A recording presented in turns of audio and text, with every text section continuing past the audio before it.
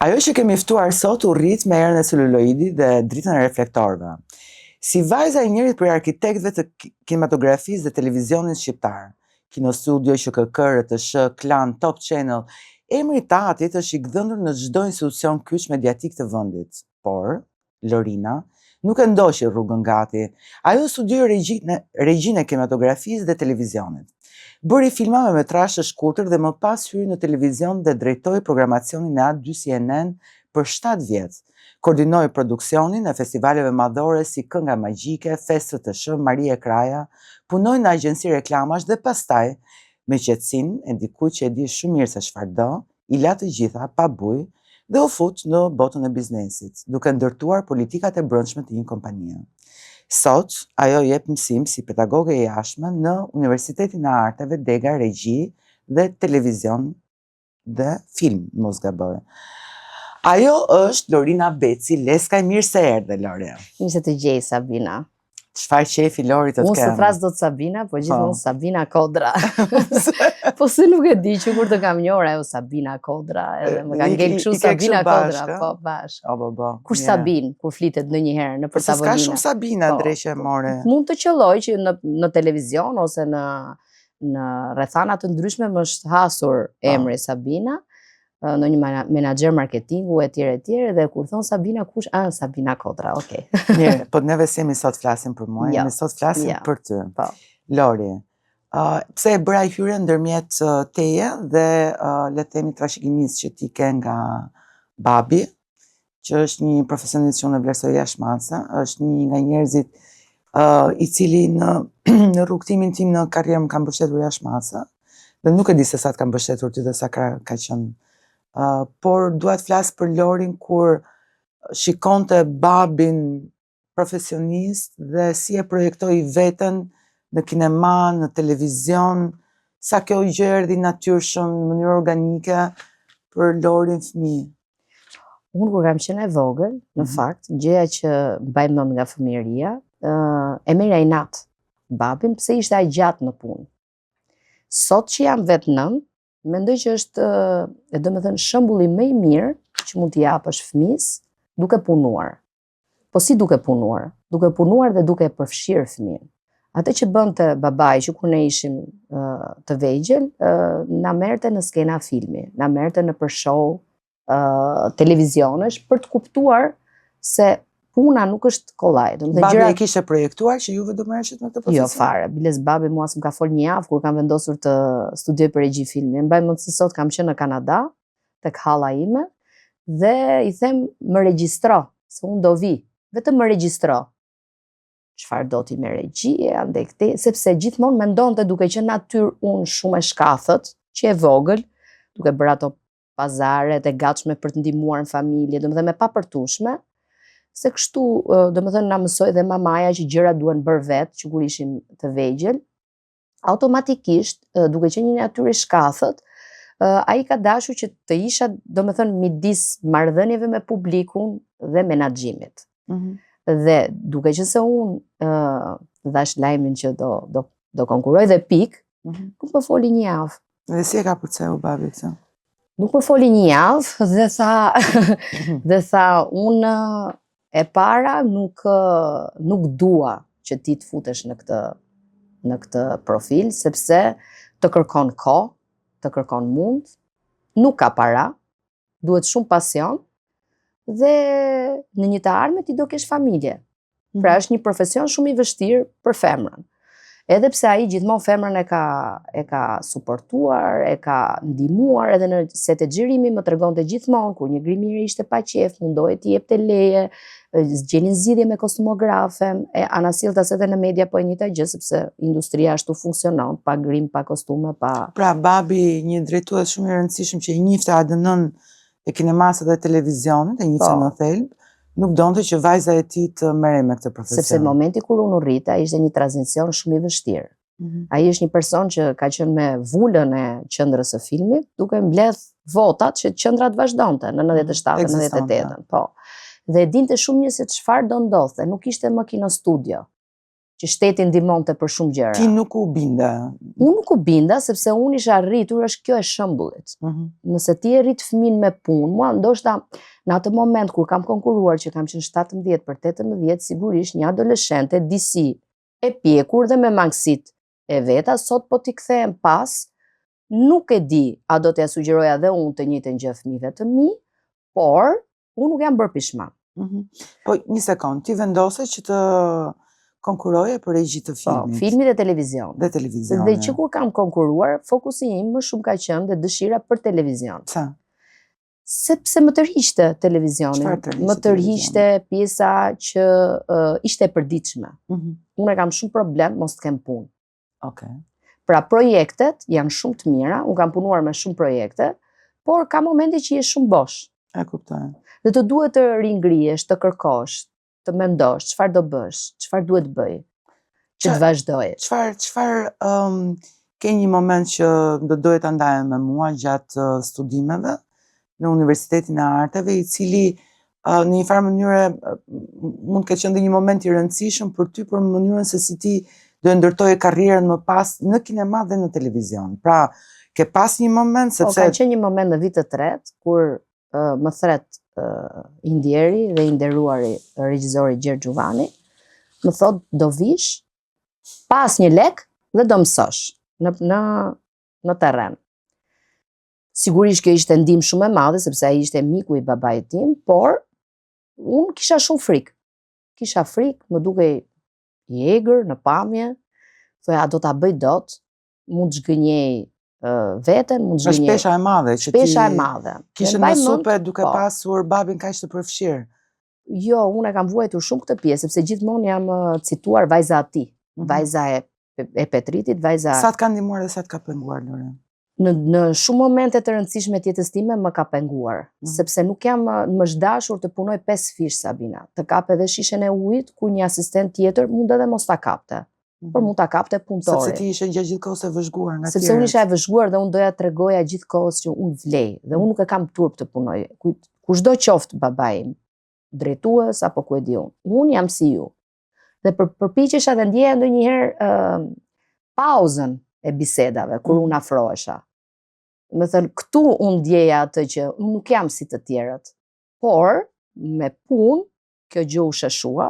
Brenda 3-4 vjetëve kur unë punova shumë në për filma, në për setet xhirimi, filluan të më ftonin pastaj vendose emrin tënd, le të themi. Vendosa emrin tim. Vendin tënd në industri. Po, dhe madje ndihesha mirë se më kërkonin. Unë u fokusova më shumë te pjesa e produksionit dhe castit. Dhe casti, domethënë, ishte ky momenti i vështirë që më duhet të zgjidhja midis punës, praktikës apo shkollës. Okay. Pra shkolla rrezikohej në ato momente, sepse nuk do shkoja në shkollë. Nuk do shkoja në shkollë të ndiqe leksionet, por duhet shkoja në shëxhirimit. Duhet shkoja në shëxhirimit. Dhe kur jam këshilluar me prindrit, ime më shumë kundra punës, shkolla është medalioni i jetës. Po nuk pate shkollën, nuk punon dot. As këtë që ti do. Pra ishte një luftë e brendshme. Babai thonte duhet shkojnë praktik. Mamaja thonte duhet shkoj dhe unë vetë mora përsipër të shkoj tek pedagogu kryesor që kisha në atë kohë dhe i thash është në dorën tuaj, nëse unë duhet ta ngel këtë vit, do të ngel. Por unë në praktik duhet të shkoj, sepse e ndjeja edhe vetë që duhet sfidoja veten. Për çfarë viti flasim, Lore? Viti 2000, gati 2009, 2010 kur është bërë seriali Në kërkim të kujt. Unë kam qenë në vit të tretë. Dhe Gjergj Gjuvani më thot ke 50 figurant për të gjetur për nesër, bashkë me ty. Dhe unë që të pyes ty, o Sabina, po si mund t'i gjej? Nuk më intereson fare. Pjesërisht e vërtet. Shumë ka thënë. Edhe shkoj duke qarë në shtëpi, si do ta bëj unë këtë punë, ose bëj dot këtë punë. Çfarë janë këta, çfarë janë të çmendur. Dhe mbaj mend që i vendosin një vajzë në presion kaq të madh. Dhe mbaj mend që i mat. Ai ka qenë i vetmi moment që jam ndjerë mbështetur. Më ka dhënë një numër kontakti, ku më thot bisedo me këtë zonjën, kjo është një person që gjen njerëz. Dhe tashmë e tutje, marrëdhënien krijoi vetë me njerëzit.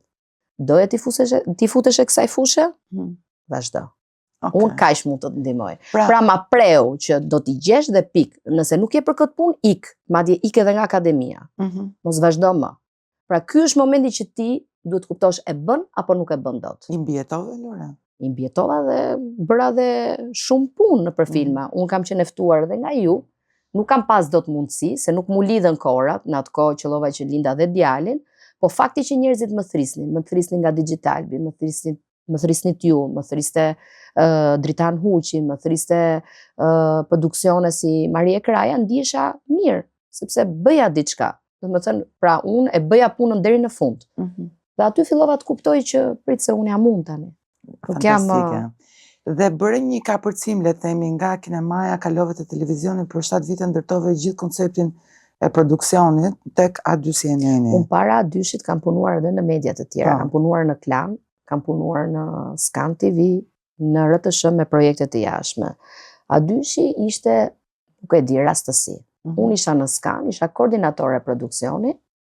Mbas lindjes së djalit, më duhej, nuk e di, linjen e djalit nuk e kam kaluar mirë. Pata një moment shumë të vështirë, psikologjik, sigurisht të më thënë... Patë ndonjë lloj postpartum të fortë, po, shumë të fortë. Djali është i pari? Djali është i pari, është 10/11, në shtator bën 11. Ndoshta jeta ime me shumë dinamik. Unë një marrëdhënie të gjatë me shumë mirë kuptim në gjithë shka, dhe çdo gjë që ne bënim ishim bashkë, në kuptimin që çdo arritje ime ishte kënaqësi për bashkëshortin dhe e kundërta. Por mua mu duk në ato momente që kur mora lajmin që jeta ime do ndryshoj, dhe ndoshta e ushqeva veten gabim, edhe pse argumentat dhe të gjitha bisedat që ne bënim ishin shumë pozitive dhe unë kisha arsye për të besuar se me kë njeri isha, dhe kush do ishte babai i fëmijës tim.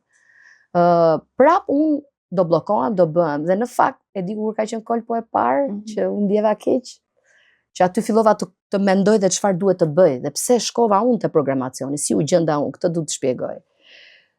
Unë mora një ofertë nga Turian Hysaj për koordinatore produksioni dhe më thanë, nëse ti ecën mirë, pse jo, merre menaxherën, e ke pozicionin, dhe në atë kohë Tringu ishte shumë mirë. Ishte në kulmin e vet. Unë isha 3 muajshe shtatzan. Jo po se jam smur, jo po se kështu, jo po se ashtu, se dhe barre vështirë, shtatzani goxha e vështirë. Dhe Turi më thot, moj vajzë, mos ke ngel shtatzan. E kuptoj, ja. Dhe kjo fjala vjen keq, më tha mua, ti t'jesh mirë ande këtej, mbaro punë, dhe unë jam këtu. Në çdo moment. Në kuptimin që po. Dhe në atë moment mua mu fiksua keq fare që unë nuk punoj dot më në produksion. Ky fëmijë do më pengoj.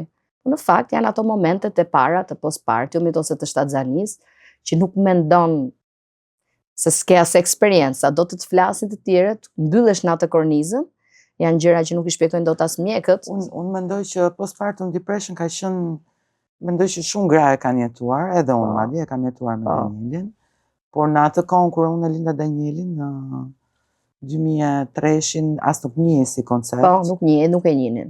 Dhe madje mbaj mend që edhe më keq trajtonin, në kuptimin që ti je nënë e paaftë, çohu tash ti edhe duhet bësh këto gjëra, dhe realisht nuk kisha fuqi. Isha e pamundur, domethënë jetu një moment shumë të vështirë.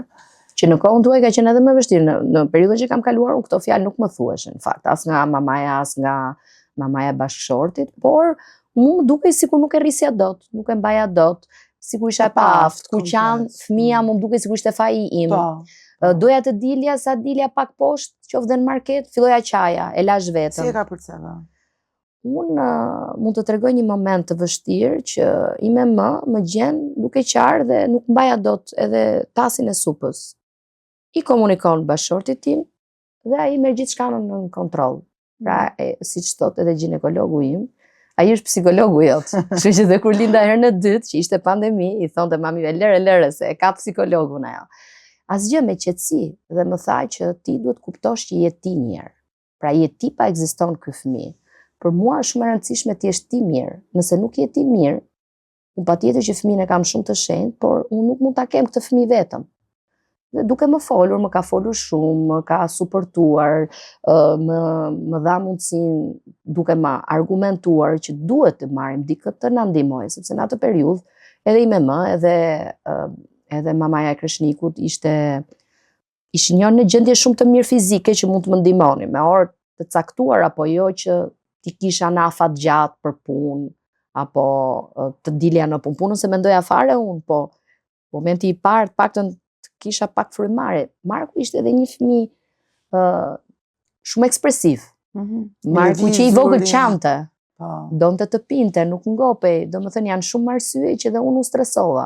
Kështu që edhe plus fëmijë që lëvizte shumë, edhe kur ka ecur nuk ka ecur. Unë i them dhe sot ti nuk di të ecësh, ti vrapon. Shumë tip sportiv, domethënë, edhe siç janë ato momentet e moshës së vogël që fëmia për kapriço mund të gjuajë ndonjëherë, po unë si kuptoja këto. Le të themi që ka përcimi një momenti kaq të vështirë siç është postpartum depression, që përgjithsisht edhe nuk njihet, edhe nuk flitet, me thënë drejtën, edhe përgjithsisht gratë mbysin në heshtje një sens faji që në fund ditës depresioni është një smundje, ti nuk mund të trajtosh atë si një turp.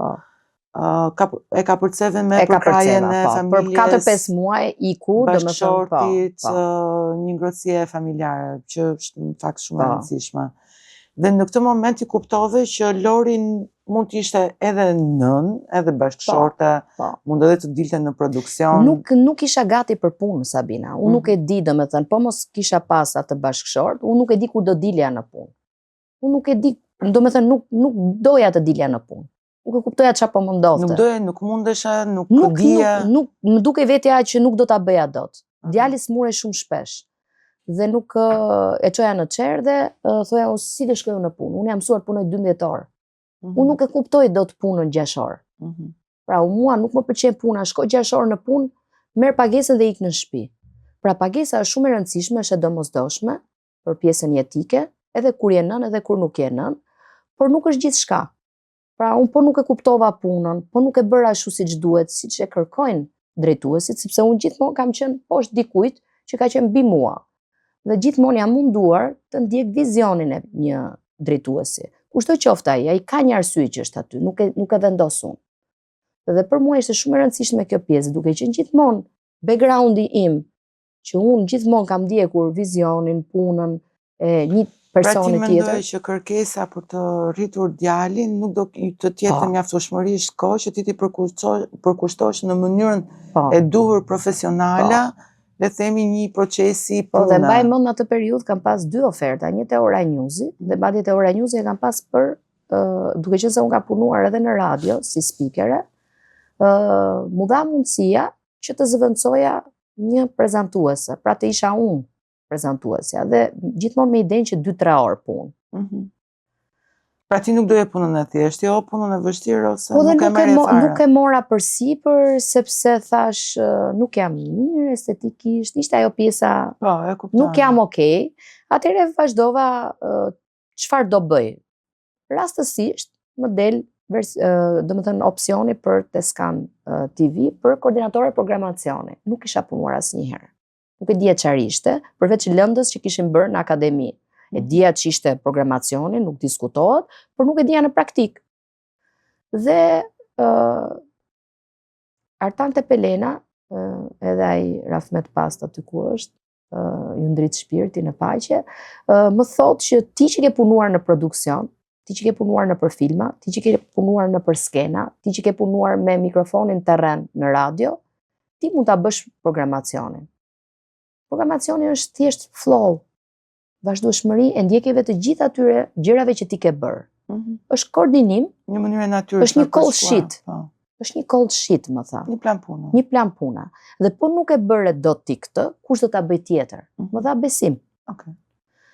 Fillova, sigurisht me ndihmën e tij, ne kishim punuar në festival, kishte rastisur që tani kishte qenë. Por orari ishte shumë keq.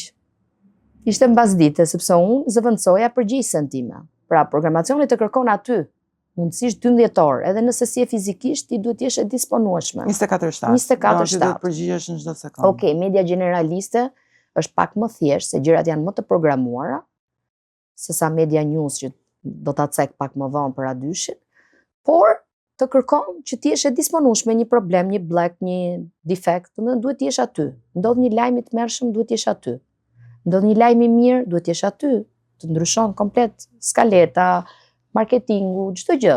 Dhe duhet të jesh aty, domethënë ti je aty vetëm për të koordinuar, dhe nëse e merr përsipër atë punë, duhet ta bësh dhe duhet ta bësh mirë, ose mos e bëj. Dhe turni mas ditës, prapun. Po pse nuk ishte i mirë turni mbas ditës? Turni mas ditës nuk takoja djalin. E kuptoj, sepse djali ishte në kopës, Sepse djali ishte në çerdhe. Dhe kur ai vinte, Dhe ai ti vinte praktikisht do usisha. shkoj në punë.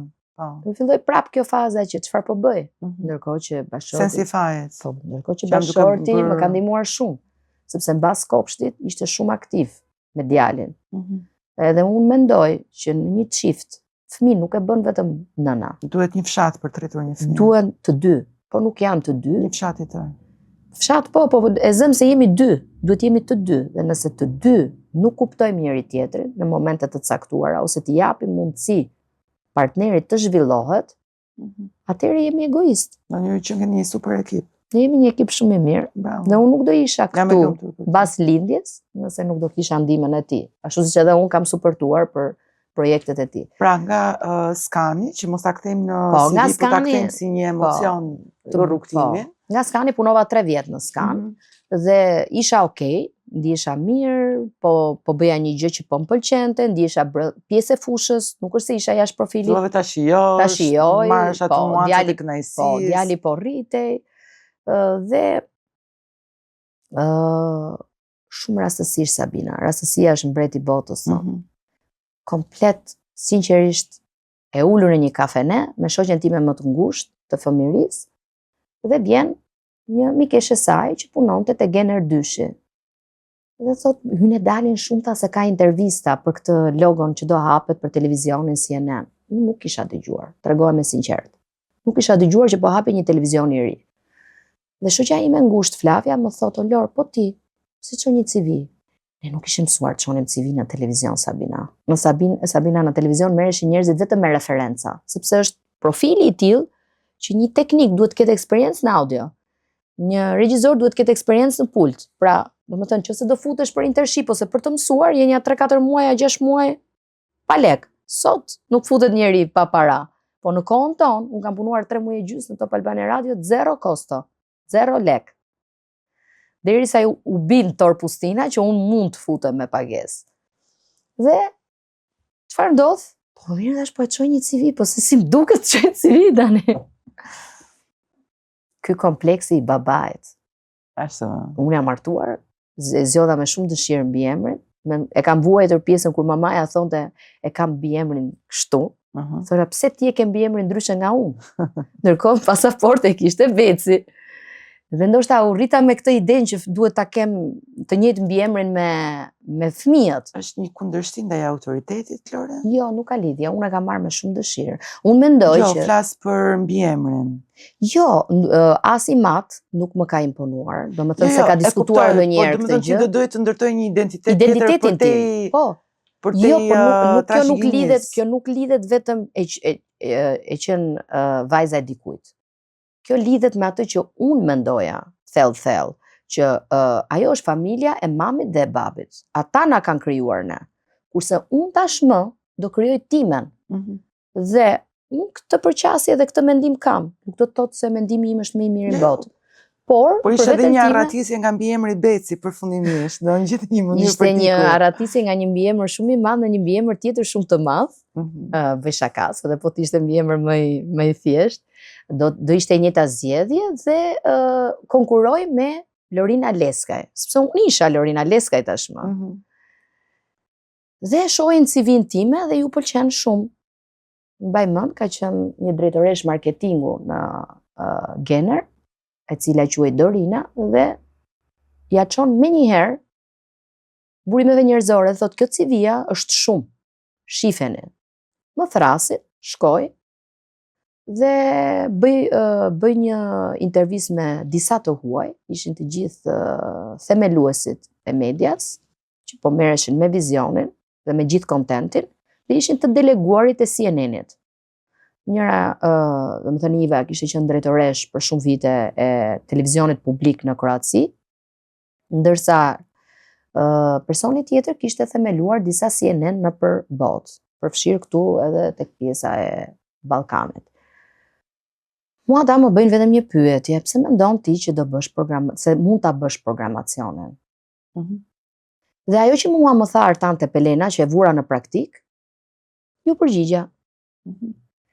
Dhe ata më thanë, kjo është arsye që ne duam që të marrim ty prapë për intervistë të parë, sepse ne kemi dhe alternativa të tjera që kanë eksperiencë në programacion, por CV nuk e kanë si ty.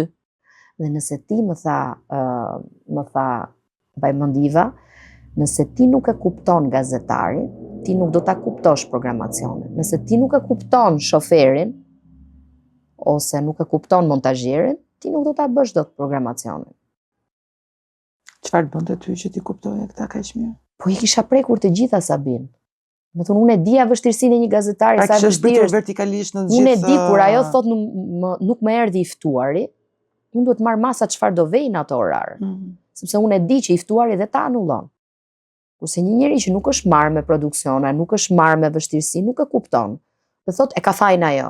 Nuk është qëllimi, e ka fajin ajo. Është zgjidhja. Është zgjidhja. Solution oriented. Është zgjidhja. Televizionin nuk ka kohë. Është shumë i shpejt. Nuk ka kohë të merret me problemin. Nuk ka kohë. Problemet merru në mbledhje, bëj atë mbledhjen, shif si ta zgjidhesh në atë moment, ty të flet ekrani. Sidomos Media News. Po. Dhe mbaroi intervista. Mbaroi intervista dhe unë hyj si koordinatore. Koordinatore programacion. Po, tek një televizion i cili po niste nga fillimi gjithçka. Nga gjithçka. Duhet merresha me kontaktet në CNN për dokumentare, duhet ruaja balancat, politikat e kompanisë, rregullat. Ishim mësuar në televizione me pak rrëmuj në kohën ku unë kam punuar. Për ashtu, dhe Topi dhe Klani kanë qenë industri, por prap ishin njerëzit merreshin vesh edhe me telefona. Tu ishte një strukturë tjetër, emaile, fakte, check, pra të vononte pak në proces, por ishte gjithçka e dokumentuar. Kjo krijonte pak sigurisht problematika, sepse në përgjithësi unë e shoh dhe sot aty ku jam, që nuk jam në televizion, është shumë e vështirë të ndjekësh politika dhe vizionin e dikujt me njerëz që nuk janë të edukuar për punën. Pra edukata e punës është ajo që bën punën. Po nuk patëm edukatën e punës, nëse ti mua më thret në orën 10, unë duhet jem në 10 pa 5. Por nëse ne kemi një proces, kemi një sistem, kemi një menaxhim të strukturuar, pse mos t'i ndjekim? Dhe kur nuk ndiqen, fillojnë dështimet, problematikat. Ka qenë vështirë për ty si grua vajzë në këtë kohë kur fillove punë si koordinatore programacion të A2 CNN-it të një televizion i cili po e niste gjithçka nga fillimi. Po kam deri 12 orë, Sabina, prap kam pas suportin e mamas bashortit dhe bashortit. Por flas në nivel besimi tek kolegët, tek njerëzit që të rrethonin. Shiko, disa më njinin, e dinin se kush isha, edhe disa edhe kishin dhënë referencë. Disa patjetër që nuk më njinin, sepse gazetarët të terrenit, të editorialit nuk më njinin. Dhe aty ishte një ekip që u ndërtuam të gjithë bashkë, u trajnuam të gjithë bashkë, të gjithë ishin profesionistë të marrë nga fusha e tyre, dhe do besimi ishte reciprok, por rregullat ishin ndryshe nga që ishim mësuar na. Mua filmi më ka rafinuar, sepse filmi nuk ka kohë, domethënë nuk të pret. Është 12 orë dhe do ta mbarosh. Në atë skenë të vogël që ne shohim, ose audienca nuk e kupton, por në atë skenë të vogël që ne shohim janë shumë komponentë që punojnë. Dhe prandaj them nuk jam bërë kurrë pishman që kam punuar dhe që kam mbaruar atë formim akademik, sepse filmi është një shqis që të ndihmon për çdo fushë të jetës. Nëse do e përkufizoja, le të themi hierarkinë apo strukturën apo mekanizmin e filmbërjes. Tashmë që ke gjithë këtë eksperiencë, pra në film, në televizion, në biznes, sa ka ndihmuar filmi si koncept dhe si artikulim në të gjithë këto strukturat e tjera në cilat ti ke punuar? Shumë. Terreni si asistent e produksioni ose asistent e regjie më ka ndihmuar shumë, sepse aty ti përballesh me anën psikologjike të aktorit, kur nuk është mirë, me problematikat e shoferit, pse po më vonohet aktori, me problemin pse nuk po e thot aktori tekstin, me ndriçimin, me kamerën, me logjistikën, me shiun, me diellin, me kohën, pse nuk më erdhi uji, se nuk më erdhi. Do të thënë aty është një industri që menaxhohen shumë sektor dhe vetëm për një çap në të njëjtën kohë. Dhe kjo të ndihmon edhe për televizionin, sepse normalisht lajmi nuk ka kohë. Është një palestër Dhe mendoj që më ka bërë rëndësishme. mirë. Dhe çdo hap që unë kam ndjekur, mendoj që më ka ndihmuar për pasuesin. Dhe hoqe dorë tashmë nga televizioni dhe Unë nga koordinatorë e produksioni, duke punuar fort atë vit, më emërojnë drejtuese.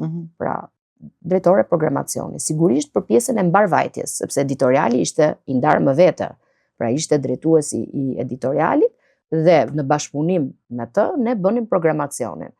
Por erdhi një moment që unë nuk kisha më çfarë të kapja dhe të ngrihesha. në hierarki. Jo vetëm në hierarki, po dhe në profesion. Sa? Mund bësh drejtoresh, mund bësh A dyshin atë moment ishte aq ishin strukturat. Vetëm të bësha CEO. CEO ishte tjetër kush. Dhe madje me humor më tha vetëm të lë vendin tim, se s'kam çfarë të bëjmë.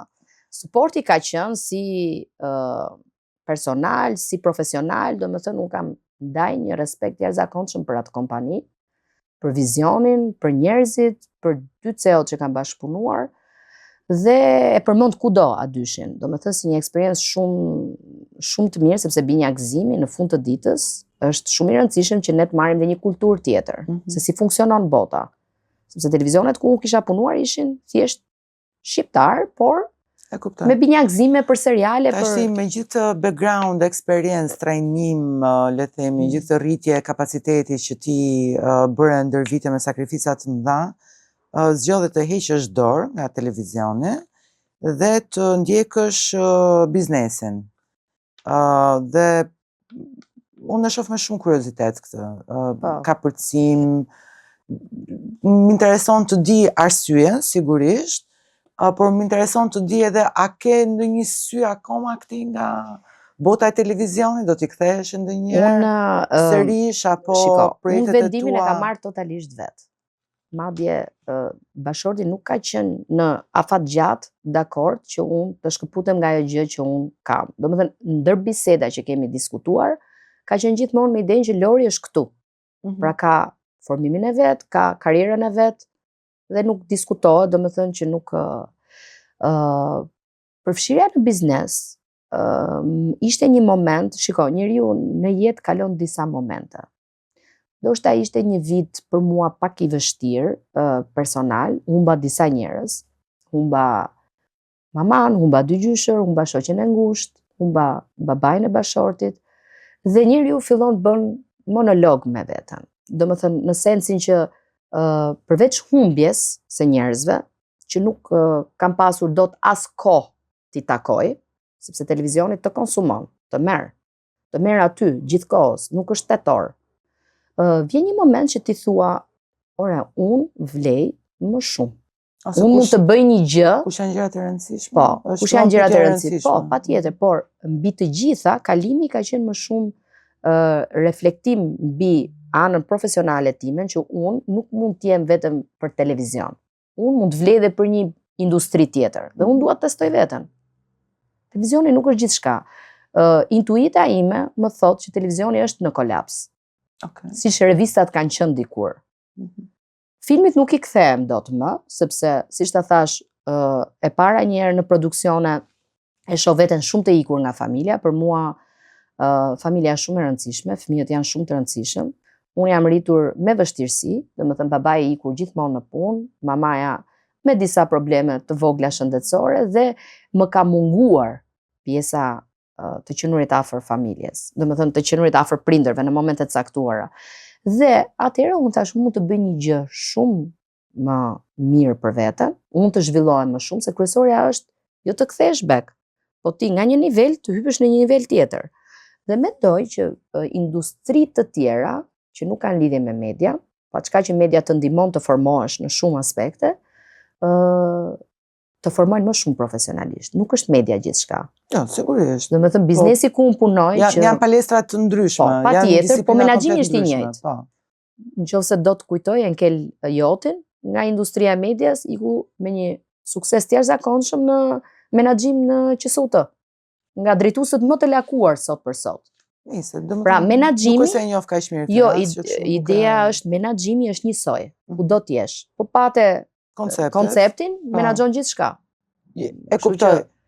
Por, domethënë, ti bëre këtë zgjedhje për të hequr Zgjedhja- dorë nga televizioni për të qenë më pranë fëmijëve, Jo vetëm për të pranë dhënë fëmijëve, për prioritet e gjërave të rëndësishme. Atëre, unë nuk është se jam në të njëjtin, nuk është se lëviz koha e punës, por menaxhimi që unë mund t'i bëj vetes në këtë profesion që kam zgjedhur, është më i lartë që t'jem dhe afër fëmijëve. Por, fëmijët nuk janë afër se je në orën 3, se prapë në 6-7 qëllon që shkoj. Por, televizioni të kërkon aty kur ka protest. Por, nuk është kjo e para për mua. E para për mua është pjesa e rritjes profesionale. Pra, Pra, unë një sekond. kam dashur. Lori, se kam përshtypjen që më duket se e kuptova dhe më thuaj. Pra, televizioni do të jetë në jetën tënde i pari. I pari edhe ndaj fëmijëve, i pari edhe ndaj familjes. Pra, duhet të jetë televizioni. Jo, unë balancën e kisha filluar ta kisha. Nuk ishte problem. Por, ai ishte një vit reflektimi që unë thash, unë nuk mund t'jem e varur gjithë jetën nga një televizion, ose nga gjithë industria televizionit. Unë kam nevojë të rritem. Pra dhe duke u rritur, unë mendoj që sa më shumë të rritesh, më shumë mundësi ke që të kesh kohë të lirë. Pra sa më lartë të jesh në drejtim, sa më mirë të jesh në drejtim, sa më mirë ta bësh punën, gjërat menaxhohen edhe me telefon. E kuptoj. Pra ti je në këtë stadë të jetës tënde që ti ke mundësinë, kapacitetin e rritjes profesionale.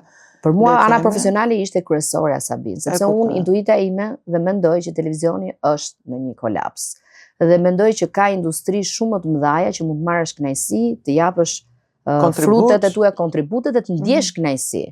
Pra, domethënë është shumë mirë këtu ku jam, sepse ndiem vërtet që po bëj dhe jam rritur në komunikim, jam rritur në drejtim. Ke fituar vetbesim, po. Dukshëm. Ndërkohë që unë më përpara nuk e kisha. Unë ndoshta nuk kam drejtuar mbledhje. Unë kam menaxhuar, por ky biznes, që është biznes që merret kryesisht me import, eksport, shitje, unë ndjek politikat e CEO-s. Pra, ndjek vazhdueshmërinë, vizionin, nuk është e lehtë, siç thash të edukosh gjithë sektoret, unë praktikisht merrem edhe me pjesën e mbarvajtjes së punës, pra gjithë ajo flow, vazhdueshmëria nga një sektor në sektor që puna të ndjekë të eci sa më mirë. E kuptova. Lori, ti gjithashtu bën edhe një podcast fantastik dhe thosha, unë e kam ndjekur pak, pra i shko sa kam edhe unë dispozicion të, përse ti e di që unë nuk jam njëri i rrjeteve sociale, nuk kam bën një podcast shumë simpatik, me mikeshën tënde të ngushtë, Mera Rusin, që quhet Duo Prime. Dhe vjen sot të të flasim bashkë për disa gjëra që ndoshta aty nuk i thua dot, të ndajmë bashkë. Unë kam një pyetje ndoshta të fundit, varet se si do përgjigjesh. Nëse këtë sot do ishte një dëshmi, do ishte një dëshmi që ti do doje t'ja lije vajzës tënde, që do e shifte mbas 20 vitesh ndoshta. Çfarë do doje ti thoshe? Unë jam rritur vetë, sigurisht nga vështirësi familjare që na është dashur të përballemi, e humba nënën shpejt. Humbje quhet që kur e merr vesh smundjen, ndërkohë që shoqet e mia dilnin nëpër klabe ose klabe kuptohet shoqëri. Unë isha 22 vjeç, më duhet përballesha me kimioterapi, me çdo gjë. Ajo që dua më shumë është të kujdesemi sa më shumë për shëndetin fizik, mendor, për të afërmit, se shumë e rëndësishme për të afërmit, të gjendemi aty kur ato kanë nevojë dhe puna është gjithçka, por mbi të gjitha dashuria është ajo që është falas. Dhe nëse ka dashuri në familje, në punë dhe korrektësi, gjithçka shkon mirë. Nëse nuk ka dashuri, nëse nuk ka korrektësi, nuk realizohet dot gjë. Dhe ajo që i them gjithmonë jo vetëm vajzës, por edhe djalit është që duhet të jeni të drejtë. Le të bëjmë gabim. Ne duhet të jemi të drejtë. Nëse ne bëjmë një gabim, të pranosh fajin. Dhe të përmirësosh veten. Te duke faji. pranuar fajin. Duke pranuar fajin. Nëse unë të flas keq, duhet të them, Sabina më fal. Pata një moment dobësie të fola keq. Dikush që bën një sjellje fodulle, nëse nuk e kupton, do të thotë që atë do të bëj. Por nëse e Mund të kupton, jetë një shenjë dobësie. patjetër, po duhet të kërkojmë falje. Pra të kërkosh falje është hyjnore. Dhe në momentin që ti kërkon falje, krijon edhe marrëdhënie. Marrëdhëniet përmirësohen. Dhe për mua është shumë e rëndësishme, fëmijët do bëjnë gabime. Domethënë edhe kur të rriten. Të gjithë bëjmë gabime. Jo Bëj vetëm gabime fëmijët. unë sot, patjetër, ndoshta i ngrej zërin, s'është mirë nga ana psikologjike, meqense sot lexojmë shumë për psikologjinë. Por është shumë e rëndësishme të pranosh tjetrin me të mirat, me të këqijat që ka, të jesh i drejtë dhe të falësh dashuri sidomos tek njerëzit që të falin dashuri. Pra, unë përpiqem bashkë me bashortin që fëmijët i rrisim me frymën që duhet jesh i drejtë, duhet mos kesh djallëzi, duhet mos të bësh gabime me shokët dhe të jesh gjithkohës plot dashuri. Ta shprehësh dashurinë. Ja, unë jam shumë e lumtur që ishim bashkë sot për shumë arsye, në fakt. Edhe për disa rrugtime të ngjashme ose jo që kemi pasur. Dhe me thënë drejtën e vlerësoj shumë punën tënde, vlerësoj mbi të gjitha kurajon që ti ke, për mënyrën se si bën kapërcime që ndoshta jo gjithmonë janë logjike, por që janë për mua raste dhe frymëzimi, se si njeriu mund ta gjejë veten në shumë dimensione, nuk është Në shumë dimensione, patjetër. Unë këtu ku jam, për ta mbyllur, se më the pyetja fundit, unë këtu ku jam ndihem shumë mirë. Sigurisht kalimi në fillim ishte pak konfuz, a do i kuptoj, as do i kuptoj, por është ajo që thash, nëse ndjek vizionin dhe politikat dhe rregullat, nuk është e vështirë. Puna ka vështirësi, pafund, patjetër, ke të bësh me klient, ke të bësh me stafe, janë shumë me të papritura, me logjistik, por e rëndësishme është që atë që bëjmë, ta bëjmë pastër. Sepse problematika do kemi, ne mund zbresim poshtë na ikin dritat, tani që flasim, ose do ishim tani duke regjistruar na ikin dritat. Por si do t'i menaxhojmë? Me qetësi, me maturi dhe mundësisht me shumë elegancë në momente të caktuara kur janë situata të vështira, me finesë. Unë të uroj shumë suksese. Jam vërtet e lumtur që bashkë kemi ndarë disa segmente profesionale. Dhe shpresoj që mbas disa vite sërish të takohemi. Patjetër që po. Të dëshmojmë njëra tjetrës çka kemi bërë, si kanë shkuar gjërat, vështirësi, sukseset. Do më kthesh intervistën tani. Faleminderit. Sabina, të falenderoj. Më lejo të them dhe një gjë të vogël në raport me ty, po drejtohem me ty se tani ju është çik patetike. Unë të vlerësoj shumë dhe unë me mesazh ta shkruaj ta. Ti je modeste, nuk do të flasësh për veten, por ka qenë filmi i parë që unë kam punuar dhe në atë autoritetin tënd drejt, atë që unë thash. Ti kërkoje atë që duhej. As po më përgëdhelje, as po nuk po më censuroje. Por ishe autoritare.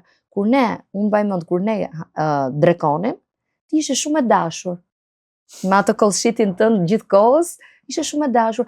Madje mbaj mend ke thënë, e hëngre sallatën, kujdeseshe, ama në xhirim, pra duhet ndarë ana personale me ana profesionale.